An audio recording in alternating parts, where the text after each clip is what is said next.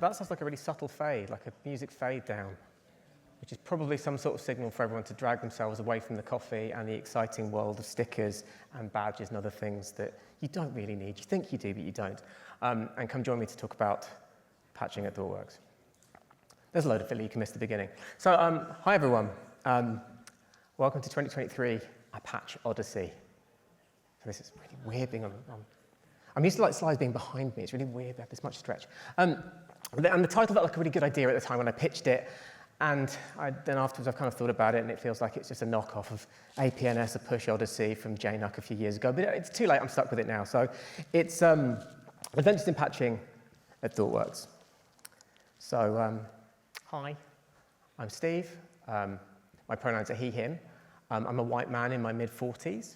I've got short, sort of recently shorn for summer hair, scruffy beard, glasses with sort of dark black-blue frames.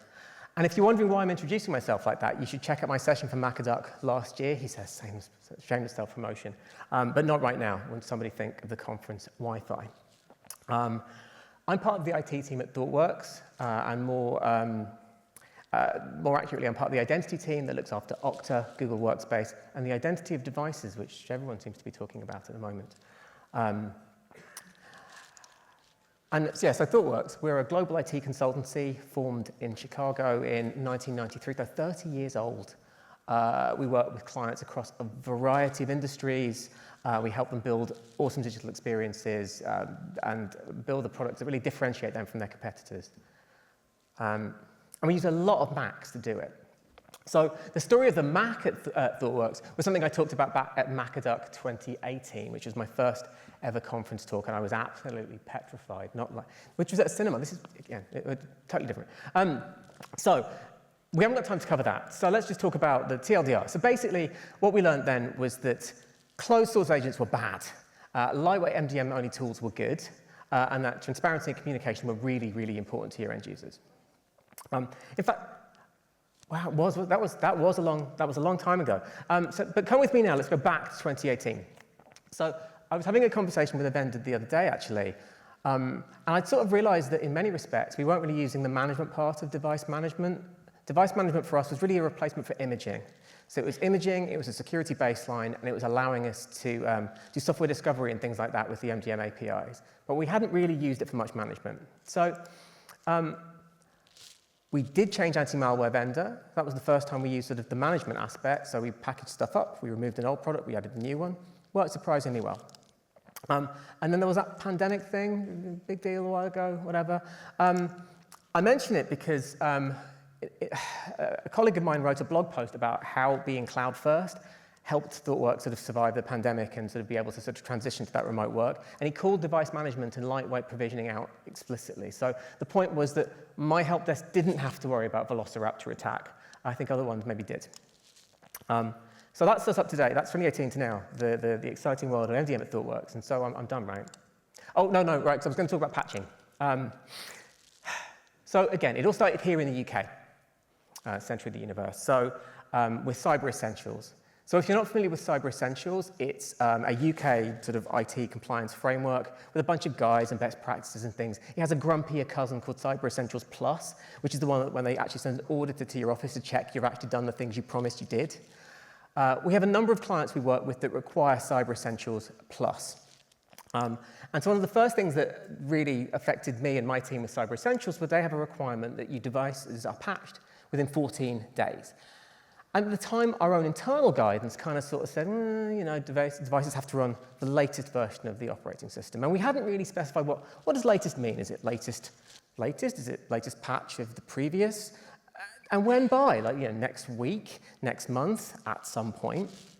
And also when it came to enforcing our own guidance, no. So we had guidance, we had visibility, but we didn't do an awful lot with it. So how are we going to solve the problem? Well, the Mac Admins podcast. I mean, not literally just listening to the podcast, but this episode, I think, 283, there was a discussion around updates.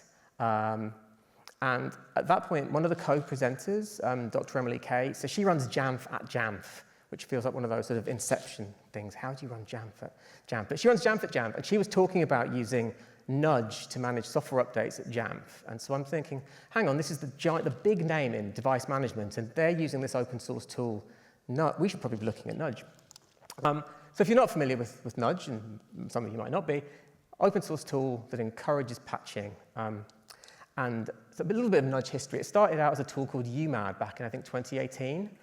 So this was designed to encourage people to enroll in device management. So either automated enrollment or manual enrollment. And then it morphed into a tool called Nudge, which looks surprisingly similar, which is designed to manage patching. And then when macOS 11 came out, Eric moved it to SwiftUI, all that good stuff. So now we have a new SwiftUI. And although there's been a lot of updates, SwiftUI is where we're at currently. So Nudge as an app requires two things. It requires you to set a version of macOS you want and a deadline. You can configure loads of other things too, but those are your two basic requirements.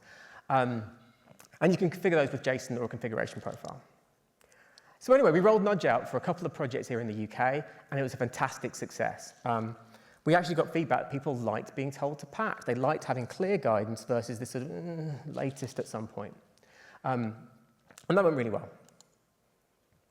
So now, time for a random intermission. So patch history and context. So you know when you find yourself sort of, you're saying a word enough times and it stops having any sort of meaning, patch.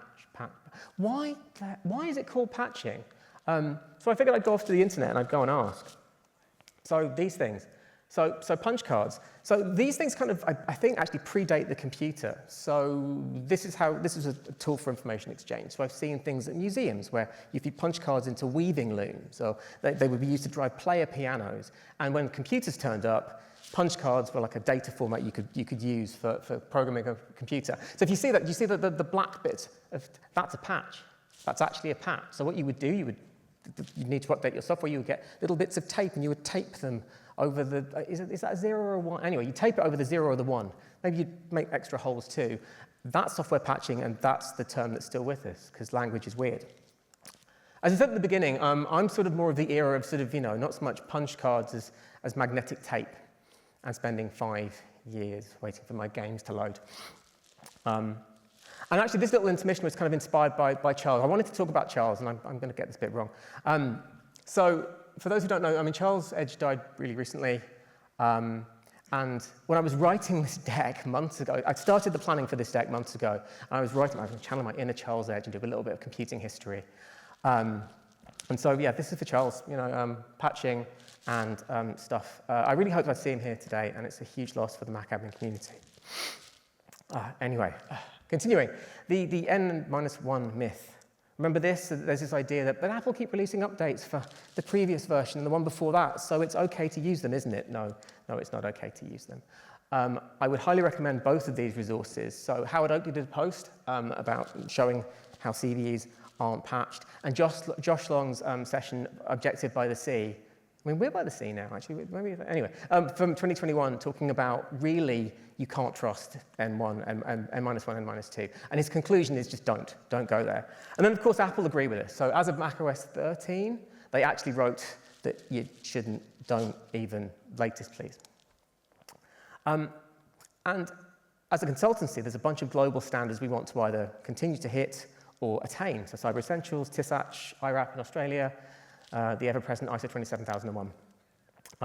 So with clear guidance from Apple, our InfoSec team have now written a much grumpier patching policy. So latest OS, and patches need to be applied within 2 days, and ideally no later than 14 days. So the problem with that is, you may find yourself with a fleet of Macs running a wide variety of operating systems, and you may find yourself with brand new guidance from your InfoSec team, and you may find yourself on a giant stage at a Mac admin conference, and you might ask yourself, my God, how did I get here? How do we achieve patch compliance nirvana at ThoughtWorks? A lean experiment, that's how we'll do it. So we've got 3 broad types of device. Anything on macOS Catalina, we're going to try sending email notifications, because as pointed out, Nudge is written in SwiftUI and it won't run on those devices anyway. So email notifications for a group of devices. And then 2021, WWDC, Apple announced these fantastic new MDM update commands. These look great. So it's provided by the MDM, we send update commands, there's a whole bunch of configuration there. Now, I'd heard they didn't work, but let's find out, because do we really want to use Nudge? So Nudge chose itself for macOS 11 because Swift UI, so it'll work, but also none of the background pop-up protection processes things are there. So I can package this up, deliver it to devices. We'll do it using install enterprise application, so it's an invisible install, and let's see how it goes. And as a pilot, we started with the UK, with Germany, and across TechOps globally, so my colleagues around the world. So that's how we're going to start. But is it Peter Drucker? There's this whole thing, if you don't measure what you're doing, then how do you prove it's actually doing anything useful at all? And so this was an opportunity for my colleagues in India to play with Looker Studio. So Looker Studio is a data visualization tool from Google. My understanding is Microsoft have something called Power BI. There's Microsoft equivalents, but this is a tool that allows you to build data dashboards, and you can build them quickly and easily. And one of the data sources it supports is CSV.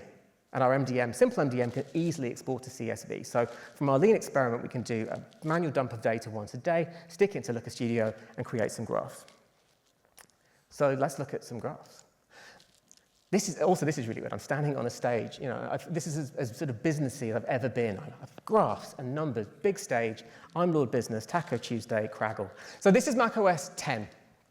So not a large number of devices. We sent comms out to people, and you can see the graph not really doing very much. And I'm going to guess it's because if your inbox looks like my inbox, they're not reading that.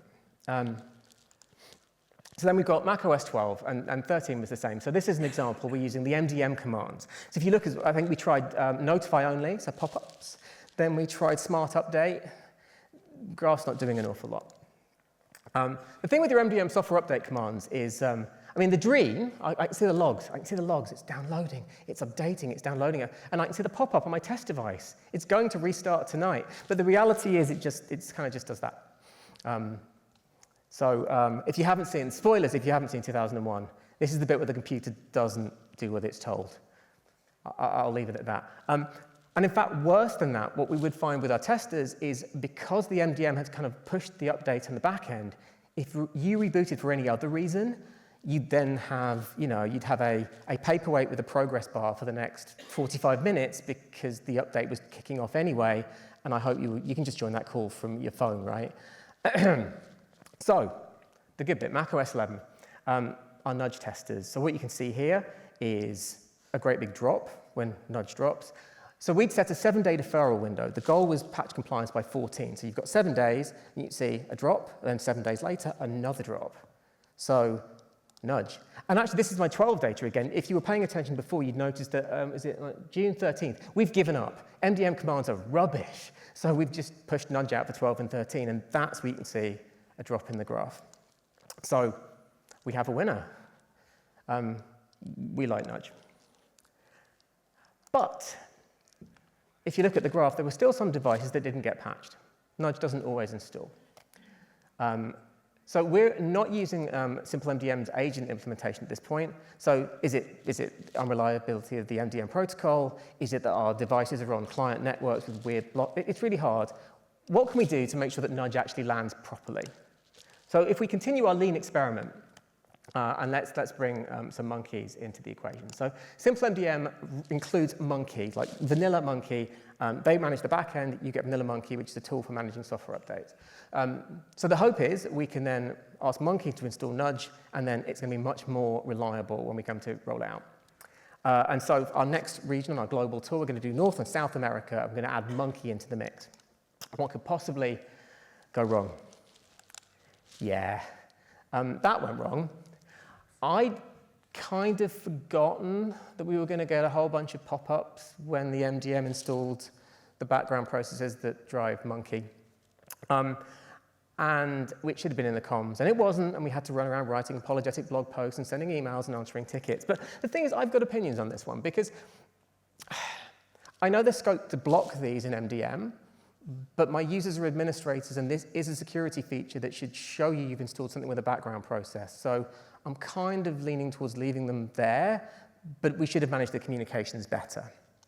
But other than that, I've got an agent, we've got Nudge, people getting patched. This is amazing. So now it's time for a global rollout. So far we've still got, India, China, rest of Europe.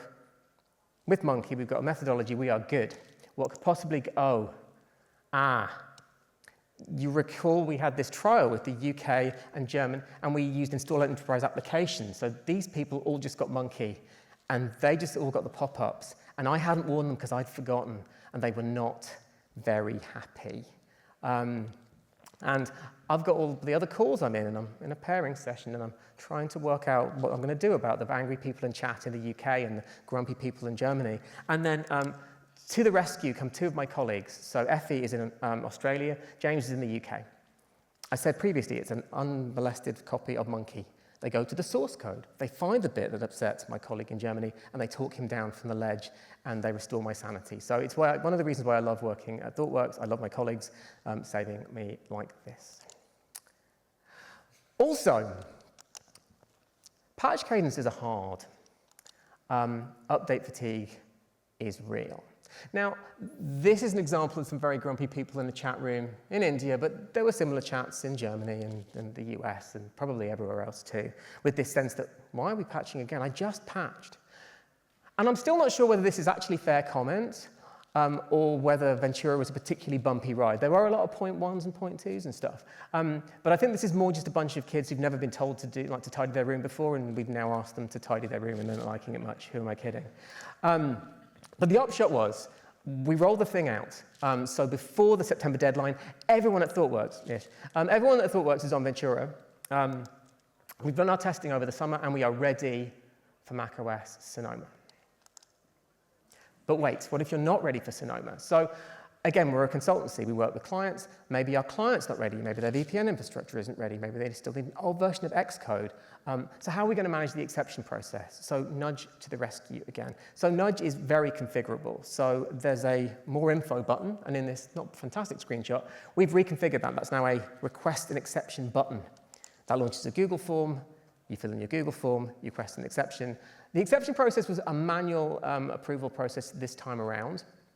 And the goal is, if we agree, you bounce into a group in device management where we push a software update block, and we remove the nudge configuration as well.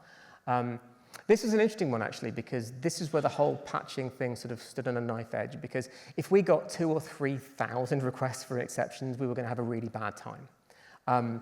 As it happened, we ended up with 200 or 300 requests for exceptions, because I think it's pretty obvious that our client, Apple, are making it very clear the direction they want people to go, and everyone should be on latest as soon as possible. So most of our clients were ready. And actually, I think by the time we reached that sort of the Christmas point where the deferrals stopped working, we were down to a handful of exceptions at that point anyway. And then there's this. You can probably guess what's coming here. So this is September 2023. That is macOS 13.6. What's this? It's macOS Sonoma. Oh, what's this? This is my 7-day nudge window. Right then, so if you were super dutiful and keen, if you patched your machine on the Friday or the Monday, you're on 13.6. If you deferred, when we start nudging again, you're going to see, and what are you going to press? Are you really going to scroll down? Who's going to scroll down past a list of exciting new features and then go to Ventura? Was this deliberate by Apple? I don't know. I don't think I'm too worried. As I say, our core apps were ready for Sonoma, but it did cause our graphs to do that. So we did proper enforcement at 30 days, and effectively within 60 days, our fleet of devices now with data were all running Sonoma, basically all thanks to Nudge. So it's been quite a journey. So at the beginning, I had no software management agents because I wasn't allowed one. So now I've got Monkey. Patching has gone from, I don't know, should I do this patch, to a BAU standard thing that no one's too fussed about, which is exciting. We built a production compliance dashboard in Looker, which has been a fantastic resource going forward. It's been amazing. And I guess most importantly of all, a much, much, much happier CISO. So what about the future? Declarative updates. So they were in beta with Simple MDM for quite a long time. They've been made available in general release, and I've been meaning to try them out, and I just really haven't got the time. I've tested them on a couple of test devices, and hang on. Yeah, the thing is, they kind of work a bit like this. If you've tried them, they kind of do this. So they appear, and then they just kind of reboot your machine out from under you. So they definitely work, but I think we've worked pretty hard to have this fantastic goodwill with our end users, and I think declarative updates could destroy that fairly rapidly. It feels to me like using it in conjunction with nudge makes a lot of sense. So perhaps you've got nudge, and then you've got this as a fail-safe. So if you hit 30 days and you still haven't patched, then we release ED209. I believe I remembered his name. Similarly, we're Okta customers. So another potential way of solving this problem is the Okta device health, device trust stuff. So Okta verify on devices, and you then set policies so you can't sign into a device if it doesn't meet a patch standard. So not a replacement for nudge, but an augmentation or another tool we could use. And also, because I definitely didn't drag my heels on my slides, just a couple of days ago in the nudge channel in Slack, Eric is talking about nudge 2.0. So nudge is great, but one of the most annoying things about nudge is, like a small child or a kitten. It takes a lot of looking after. You can't just place nudge in a room and then walk away. So you need to define the version of macOS and the deadline. So you need to keep an eye on the updates. You need to be checking Apple's RSS feeds. I wrote the most horrendous Google app script that just parses the RSS feed to find the updates all the time. So nudge takes a lot of looking after. I think Eric's plan for this is he's going to link it to the new SOFA framework, so it'll do everything for you. So exciting times in the world of nudge. I forget how much time I've got left. So the stuff, I've got my emergency slide for the stuff I forgot to talk about or may have run out of time, although I haven't been yanked off the stage yet. So testing plans.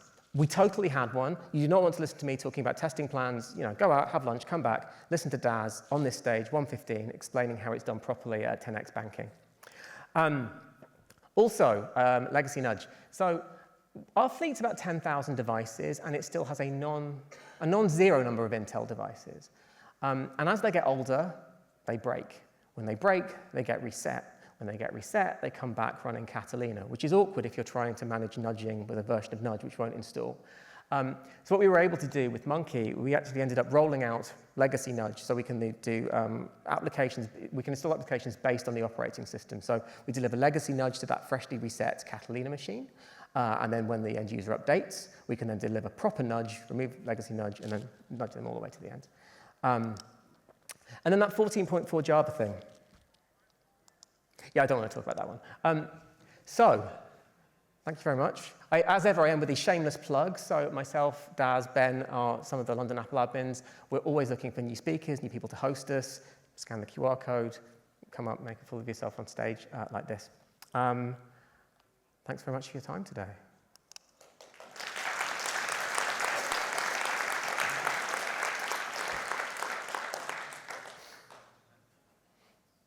I was practicing, and every time I practiced, it ran at 27 minutes. I'm looking at my timer, and it says 27 minutes.